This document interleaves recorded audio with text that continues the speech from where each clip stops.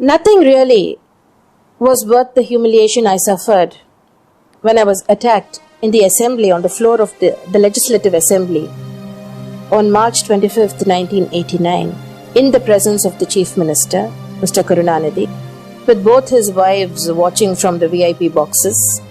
All his MLAs and ministers physically assaulted me.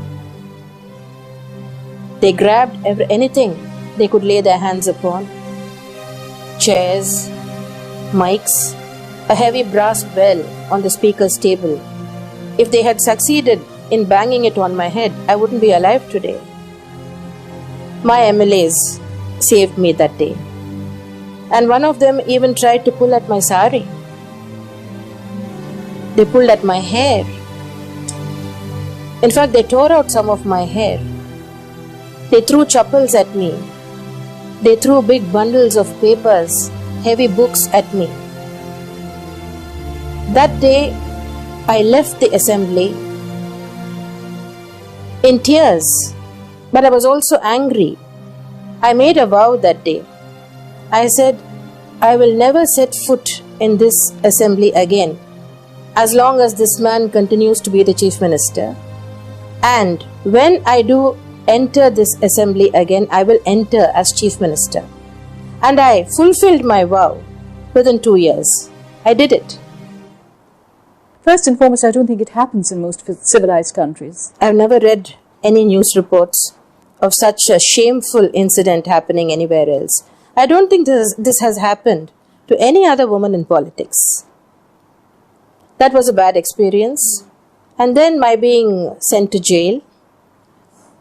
That was, I think, the worst moment of my life. When I look back at all the highs and lows in my life, I think that was the lowest point.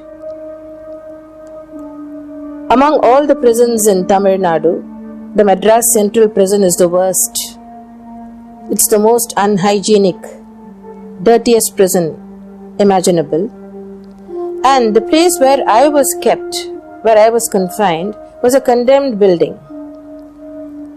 It was used as a women's wing earlier for women prisoners, and then it was declared to be unsafe.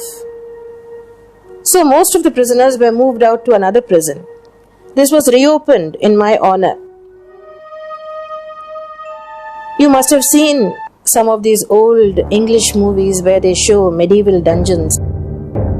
It was exactly like that. A dark dungeon. It hadn't been swept or cleaned for years probably. There were cobwebs hanging everywhere, growth of fungus everywhere, and all kinds of vermin crawling all over the place. You could have conducted a zoology class there. Every conceivable type of insect and rodent was there. There were big rats, sewer rats, bandicoots, and there were swarms of mosquitoes all over the place. And there was nothing in the cell. No furniture. I had to sit and lie on the bare floor. And there was not even a square inch of even space on that floor. It was full of pits and holes with vermin crawling out of each hole. It was the filthiest, most dismal place imaginable. And our Madras Central Prison is situated bang on the banks of the Kuam River, which is nothing but an open sewer. It was stinking to high hell. I stayed there for a month. That steeled me, and now I think I'm quite proud of that experience, because they had spies all around me. Every day the Chief Minister and his minister used to ring up to the jail superintendent and used to ask for reports about me. Is she crying? Is she upset? Didn't cry? I didn't cry, not even. I didn't shed a single tear.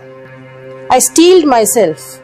And the moment I was made to step inside the police van, I said, now I'm going to bear whatever comes with fortitude. I was absolutely calm, absolutely dignified. Normally I'm a very hot-tempered, short-tempered person. I didn't throw any tantrums. They were asking all these questions. Is she crying? Is she upset? They wanted to break your spirit. They wanted to break my spirit, but they didn't succeed.